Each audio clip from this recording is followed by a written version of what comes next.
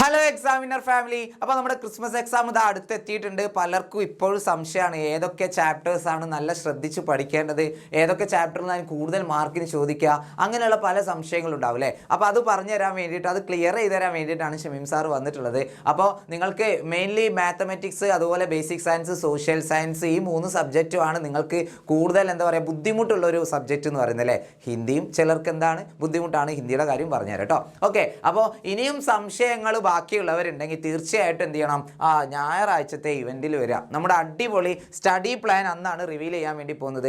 ഇനിയും പഠിച്ചു തുടങ്ങാത്തവരുണ്ടെങ്കിൽ, ഇതുവരെ എന്താ ചാപ്റ്റേഴ്സ് ഒന്നും മനസ്സിലാവാത്തവരുണ്ടെങ്കിൽ, പഠിച്ചിട്ട് അങ്ങ് തലയിൽ കയറുന്നില്ലെങ്കിൽ, അങ്ങനെ പല പല പ്രശ്നങ്ങളുള്ളവരുണ്ടാവും അല്ലേ. ക്രിസ്മസ് എക്സാമിന് നല്ല മാർക്ക് വാങ്ങണം എന്നൊക്കെ ആഗ്രഹമുള്ളവരായിരിക്കും. പക്ഷേ എന്തോ എവിടെയോ ഒരു കുറവുണ്ട്, എന്തോ പ്ലാനിങ്ങിൻ്റെ കുറവ്, അല്ലെങ്കിൽ എങ്ങനെ പഠിക്കണം എന്ന് അറിയാത്തതിൻ്റെ പ്രശ്നം. അങ്ങനെ എന്ത് പ്രശ്നമായാലും മക്കളെ, അതിനെല്ലാം സൊല്യൂഷൻ നമുക്ക് ഞായറാഴ്ച നിങ്ങൾക്ക് കിട്ടുന്നതായിരിക്കും. അപ്പോൾ മാക്സിമം ഫ്രണ്ട്സിനെയും കൂട്ടിയിട്ട് എല്ലാവരും എന്ത് ചെയ്യുക, കറക്റ്റ് 7:30 തന്നെ എല്ലാവരും നമ്മുടെ ചാനൽ വരിക. ഇപ്പോൾ തന്നെ വീഡിയോ എന്ത് ചെയ്യുക, ഒന്ന് ലൈക്ക് ചെയ്യുക. ഓക്കെ, യെസ്, റെഡി അല്ലേ? അപ്പോൾ നമുക്ക് നമ്മുടെ കാര്യത്തിലേക്ക് വരാം. എന്തൊക്കെയാണ് നമുക്ക് പഠിക്കാനുള്ളത് അല്ലേ, ഓരോ സബ്ജക്റ്റിലും ഏതൊക്കെ ചാപ്റ്റേഴ്സിനാണ് നമ്മൾ പ്രാധാന്യം കൊടുക്കേണ്ടത്. ആദ്യം മാത്സിനെ എടുക്കാം അല്ലേ. മാത്സിൽ ആംഗിൾസിൽ നമുക്കൊന്നും ചോദിച്ചിട്ടില്ല കഴിഞ്ഞ വർഷം സെക്കൻഡ് ടൈമിൽ. അപ്പോൾ ബാക്കിയുള്ളതോ ആക്ടിവിറ്റീസ് ആണല്ലേ. നമുക്ക് 5, 6, 7, 8 ആക്ടിവിറ്റീസ് ഒക്കെ ഉണ്ടാവും. അതിൽ ഏതെങ്കിലും 6 എഴുതുക, അല്ലെങ്കിൽ 2 എഴുതേണ്ട, അങ്ങനെയൊക്കെയാണ് നമുക്ക് ഓപ്ഷൻസ് ഉണ്ടാവുക. ആക്ടിവിറ്റീസിൻ്റെ എണ്ണമാണ് ഇവിടെ കൊടുത്തുള്ളത്.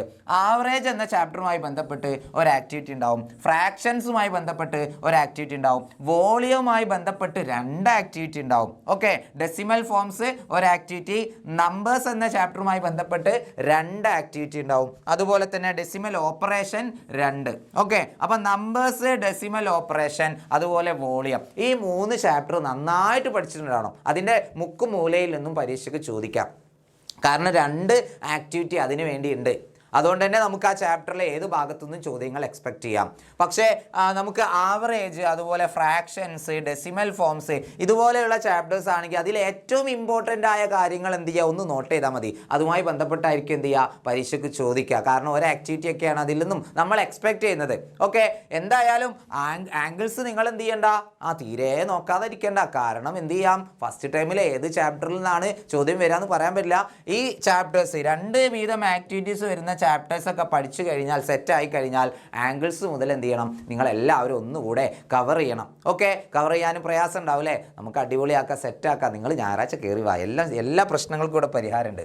ഓക്കെ, ഇനി ബേസിക് സയൻസ്. ബേസിക് സയൻസിൽ നമുക്ക് കാസ്കറ്റ്സ് ഓഫ് ലൈഫ് അതിൽ നിന്ന് ചോദ്യം വന്നിട്ടില്ല. ദ എസെൻസ് ഓഫ് ചേഞ്ച് ഒരു ആക്ടിവിറ്റി, ഫ്ലവർ ടു ഫ്ലവർ ഒരു activity, along with motion 3 activity. Along with motion 3 ആക്ടിവിറ്റിയാണ് അതിൽ നിന്ന് വന്നിട്ടുള്ളത്. വളരെ ഇമ്പോർട്ടൻ്റ് ആണ്. ഫുഡ് ഫോർ ഹെൽത്ത് 2 ആക്ടിവിറ്റി ഉണ്ട്, ലിവിങ് ഇൻ ഹാർമണി 2 ആക്ടിവിറ്റി ഉണ്ട്, അതുപോലെ അട്രാക്ഷൻ ആൻഡ് റിപ്പൾഷൻ ഒരു ആക്ടിവിറ്റി ഉണ്ട്.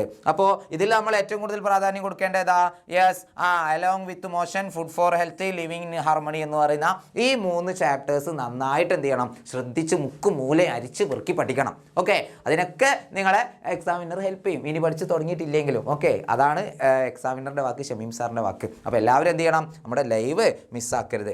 ഇനി സോഷ്യൽ സയൻസ് നോക്കാം. സോഷ്യൽ സയൻസിൽ ഇത് ആദ്യത്തെ ഈ 4 ചാപ്റ്ററൊന്നും കാര്യമായിട്ടൊന്നും ചോദിച്ചിട്ടില്ല. The earth myth and reality എന്ന ചാപ്റ്ററുമായി ബന്ധപ്പെട്ട് 2 ആക്ടിവിറ്റി ചോദിച്ചിട്ടുണ്ടായിരുന്നു. വേൾഡ് ഓഫ് ഡൈവേഴ്സിറ്റീസ് 3 ആക്ടിവിറ്റി ചോദിച്ചിട്ടുണ്ട്.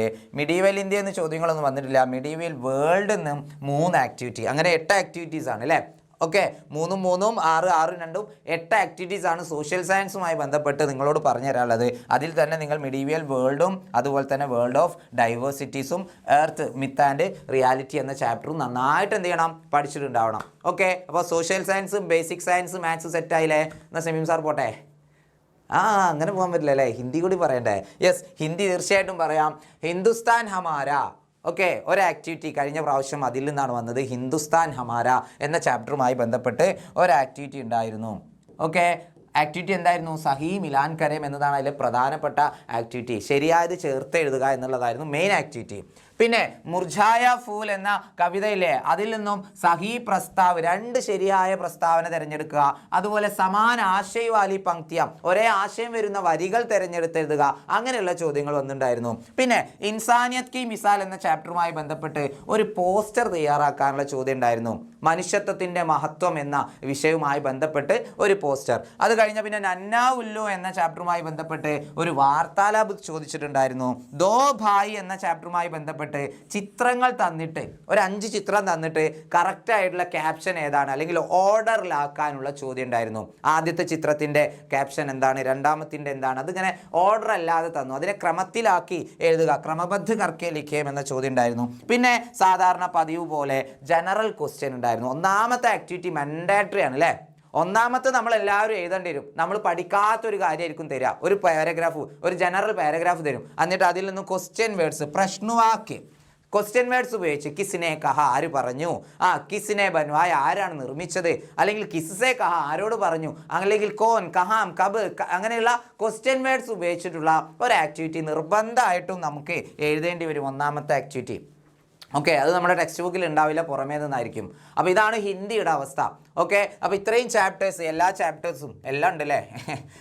ദോബായി എല്ലാം ഉണ്ട്. ഇൻസാനിയത് കി മിസാൽ, നന്നാ ഉല്ലു, അതുപോലെ മുർഷായ ഫൂലും, ഹിന്ദുസ്ഥാന്മാരും എല്ലാവരും ഉണ്ട്. അപ്പോൾ എല്ലാ ചാപ്റ്ററും നന്നായിട്ട് പഠിക്കണം. പക്ഷേ മക്കളെ നിങ്ങൾ പേടിക്കണ്ട, നിങ്ങൾക്ക് വേണ്ട എല്ലാ കാര്യങ്ങളും നമ്മൾ എന്ത് ചെയ്യും, നമ്മുടെ ഈ 1-ാം തീയതിയിലെ ഇവൻറ്റിൽ ഫുള്ള് പറഞ്ഞുതരും. എങ്ങനെ പഠിക്കണം, എങ്ങനെ പഠിച്ചാലാണ് ഫുൾ മാർക്ക് കിട്ടുക അല്ലേ. നമ്മുടെ പഠന രീതിയിൽ എന്തെങ്കിലും മാറ്റങ്ങൾ വരുത്തണോ, ഇതുവരെ പഠിച്ചു തുടങ്ങിയിട്ടില്ലേ എങ്കിൽ മാർക്ക് കിട്ടുമോ അല്ലേ, എനിക്ക് ഫുൾ മാർക്ക് കിട്ടുമോ, അങ്ങനെയുള്ള പല സംശയങ്ങളുള്ള മക്കളുണ്ടാവും. അപ്പോൾ അവർക്കൊക്കെ വേണ്ടിയിട്ടാണ് ഞായറാഴ്ചത്തെ ഇവൻറ്റ് വെച്ചിട്ടുള്ളത്.